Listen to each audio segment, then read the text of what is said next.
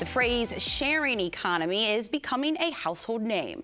The options available in this collaborative landscape include services like co-working spaces, home and apartment sharing, fashion reselling, talent sharing, and something relatively new in upstate New York, ride sharing.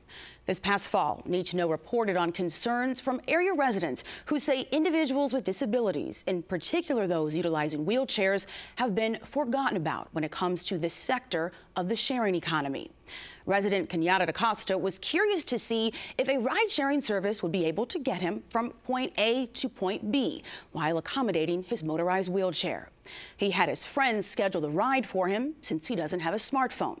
He allowed us to observe the experience, which he also documented in this video diary, utilizing a smartphone camera we provided him. Take a look. Hello, this is Kenyatta DaCosta, and I'm scheduling actually a friend of mine is scheduling a ride with Uber for me. I'm looking to go to Center for Disability Rights if I can. I've got something there later today, so that would be convenient if that worked out. And I'm here really with WXXI in coordination with some friends of mine at CDR to see how it is for someone in a wheelchair, which I am, getting a ride with Uber in particular, and possibly with how this could be for other ride-sharing systems. So a ride will be called, and we'll see what happens. I don't really expect I'll be able to get there, but it's something that I think should be valuable if I were able to, and well, I don't know, it's my first time, so we'll see what happens.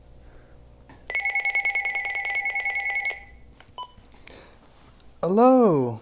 Hello. I had requested the ride, and I had texted to him that you needed a wheelchair accessible vehicle. Yes. Okay. It says arriving soon. He has not responded to my text. Okay. So you texted that to the actual to an actual driver? Yeah, I could do it an option to either call him or text him. Okay. And so I figured to have text would be better. Okay. All right. We'll see what if he comes by, if he gets back in contact with you then. Yeah. It says arriving now, so he's in a Nissan Maxima. Okay. All right. So it looks like he's driving here. Yeah.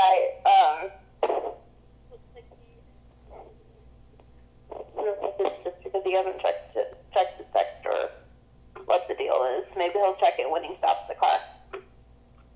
Okay. So I just want to clarify that according to you, he's arriving now?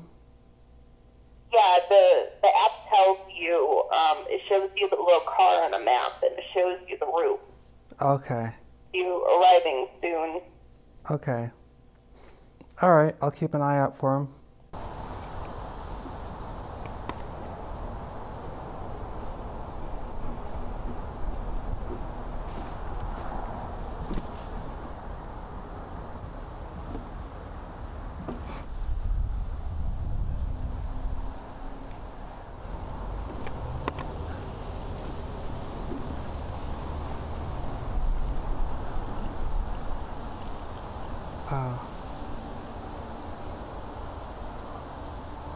So you were on your way, like, to talk with him, yeah, and let him know, to make sure that this would work for you to get a ride with him and to explain the situation, and he just took off. Yeah. Okay. I assume he saw me, and that's why he took off.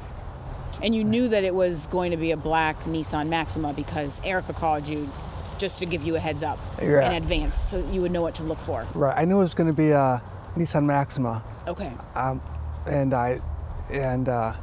Yeah. Okay. Yeah.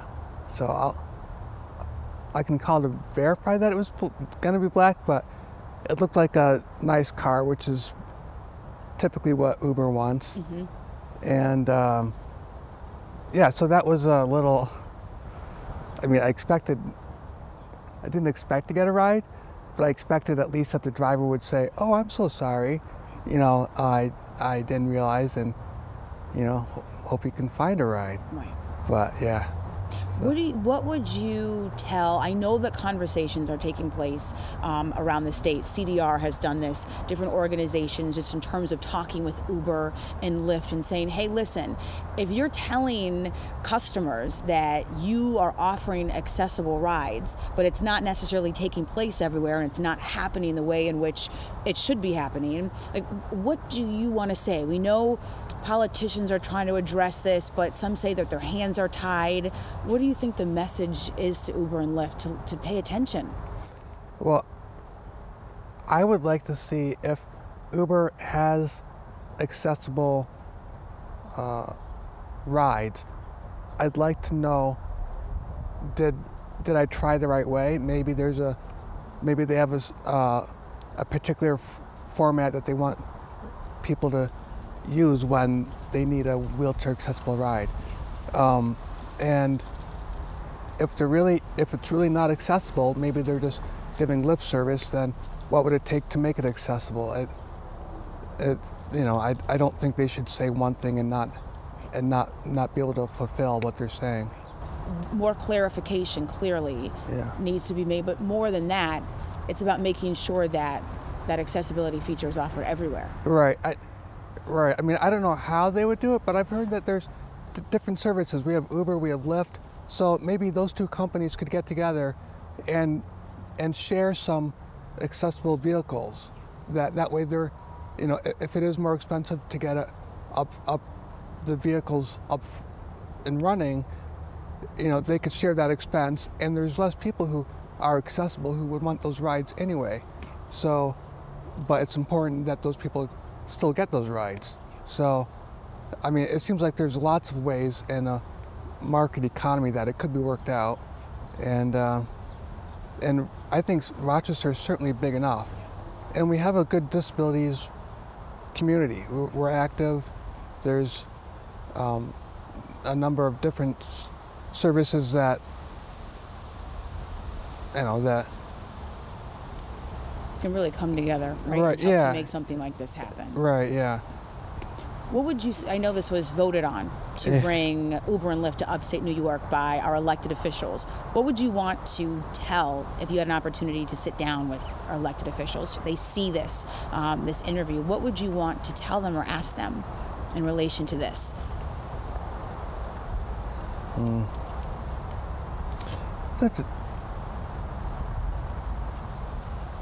I'd like to tell them to be open to different ideas that maybe could come at, that the community could put forward, and to really listen, to make sure that everyone's,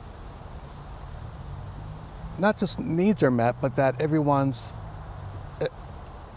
is accounted for when services are offered. I know Rochester has a lot of arts and cultural things that happen around town, and it's not just people who are able who want to be able to get to see those sorts of things. And if you know, we do have, you know, everyone should be able to benefit from services that are brought to a community. I know that happens with the ADA. You know, every restaurant, you know, if they make certain modifications, they have to become accessible for everyone. And it seems like that should happen for transportation services as well. I did go outside. I believe I saw the car that was the Uber car. He was not able to give me a ride. It was a Nissan Maxima, nice car, but not wheelchair accessible.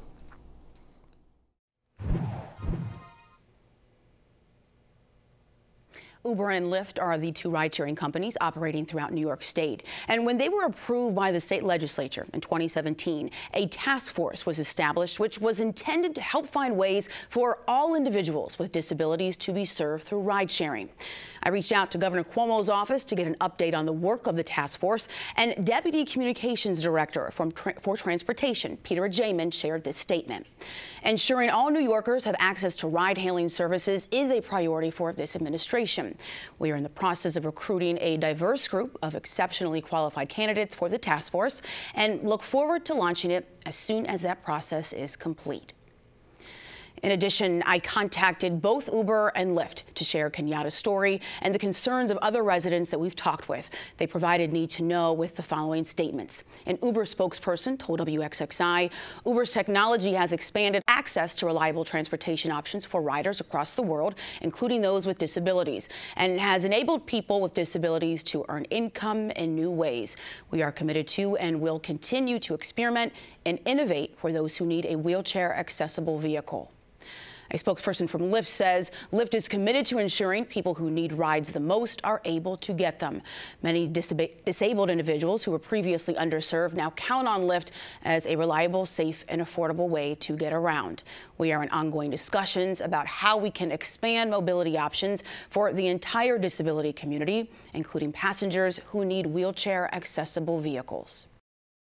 Stay tuned to Need to Know as we continue to examine this story and track progress or a lack thereof on the work to ensure accessible vehicles are in fact an option for those with disabilities in our community.